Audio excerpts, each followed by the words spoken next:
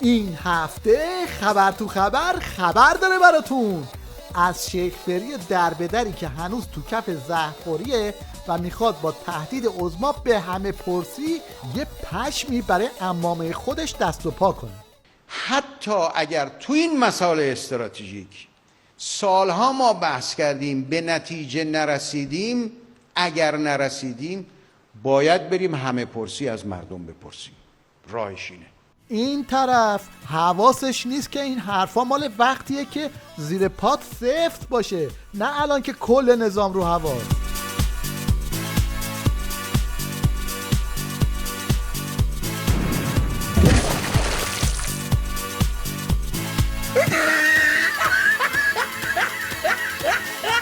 البته نوچه های عظما دو ریالیشون افتاده که تو این وضعیت اونی که سیبله خود عظماست.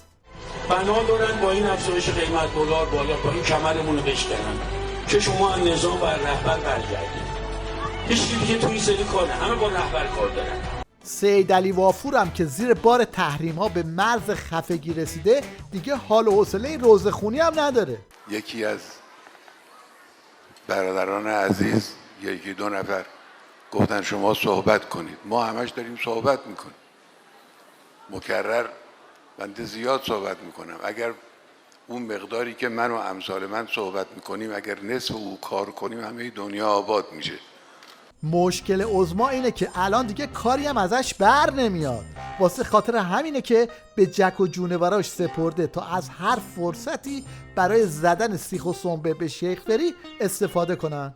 مقام معظم رهبری فرمودند دوگانه اسلام و انقلاب و سلطه، نه اسلام سازش که با سران سلطه فالوده بخوره. البته این داد و قالا و ادا اطفارا به جایی نمیرسه، ته خط رای جز کله پا شدن ندارن.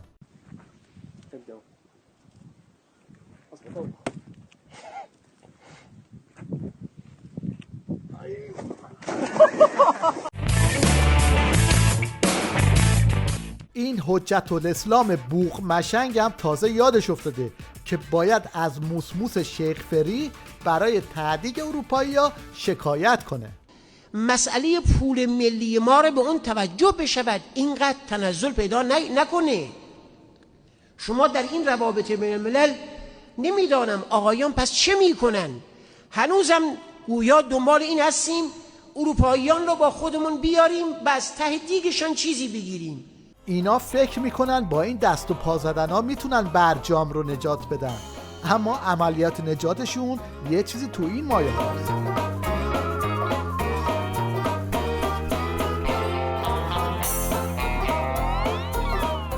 حالا دو کلمه هم از ممجواد زخیم بشنوید که ترسش از آخر عاقبت برجام رو اینطوری برملا میکنه. شما میگید برجام یه جسده، خیلی خوب این جسد رو خاکش کنید، 6 تا قطعنامه شورای امنیت رو داشته باشین، آقای ترامپ واسهتون جشن میگیره، هیچ مشکل نداره. یعنی خودشون هم فهمیدن که به زودی باید یه چنین مراسم تشییع برای برجام برگزار کنن.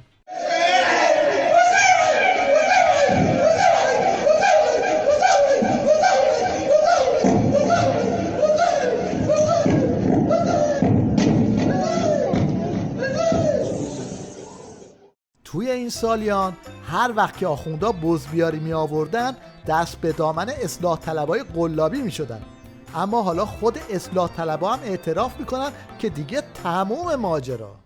این خود اصلاح طلبان دیگه به نظر من هیچ توان خاصی ندارن. این توان تشکیلاتیشون بعد از وقایع 88 از بین رفته. وحدت نسبی هم که کمان بیش داشتن فکر کنم دچار خدشه شده و خدمتتون عرض کنم که به لحاظ اجتماعی هم که اون سرمایه‌ای که داشتن دست دادن.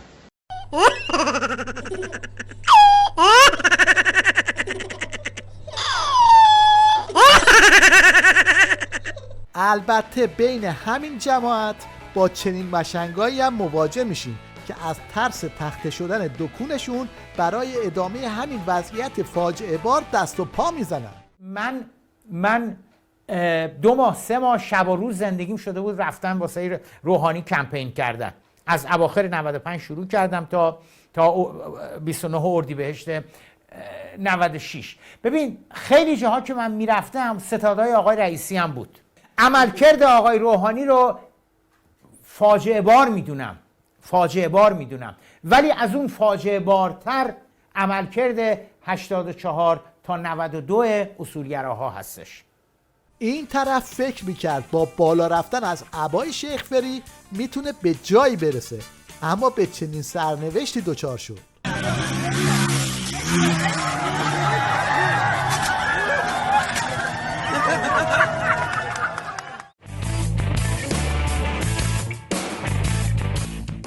شیخ فری که دید خالی بندیاش در زمینه اقتصادی و نظامی و اجتماعی به جایی نرسیده، وارد خالی بندیای پزشکی شد. فردی که خودش پزشک متخصص هست و در یک کشور پیشرفته آلمان بخشی از مسئولیت یک مرکز پزشکی رو به عهده داره، وقتی یکی از اقوامش که در همون جا ساکنه نیاز به عمل جراحی داره، او رو میاره تهران عمل جراحی میکنه. حالا من نمیدونم، گفت از لحاظ بهداشتی مراکز درمانی ما بهتر از اروپاست.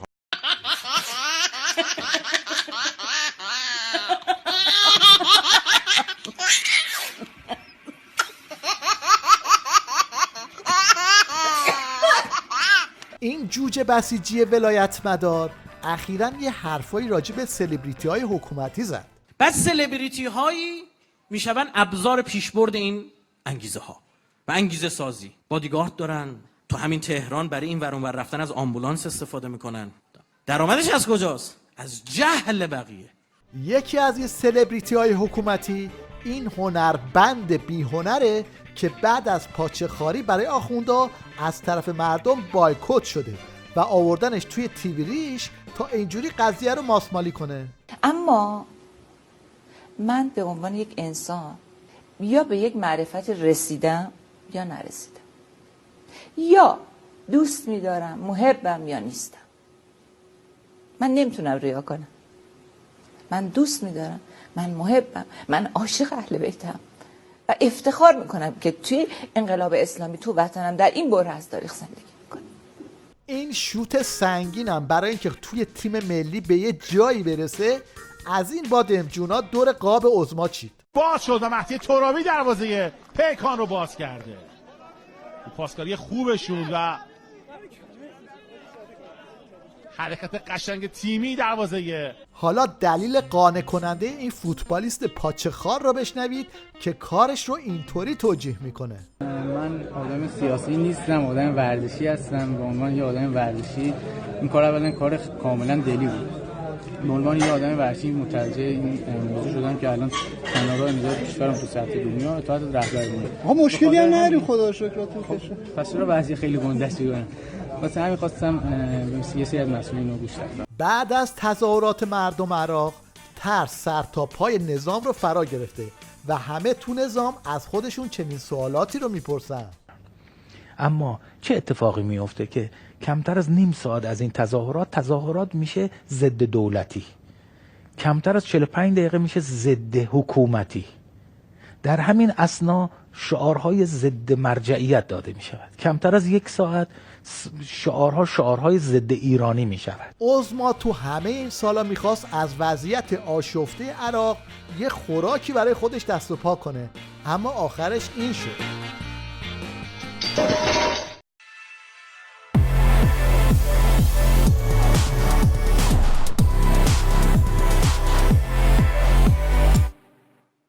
حالا یه نگاهی داشته باشیم به برخی از تولیدات داخلی و تازه ترین آپشناشون. جدید ایران خودرو مواجهیم. این سویچ واسه این 206 درش قفل شد. این سویچ واسه این 206 که درش قفل شد. حالا با سویچ این 206 این 206 رو وا می‌کنیم. خیلی راحت. حالا با سویچ این 206 این 206 رو وا می‌کنیم. ایران خودرو دوست داریم. این سیستم ترمز دستی هم در نوع خودش بی‌نظیره.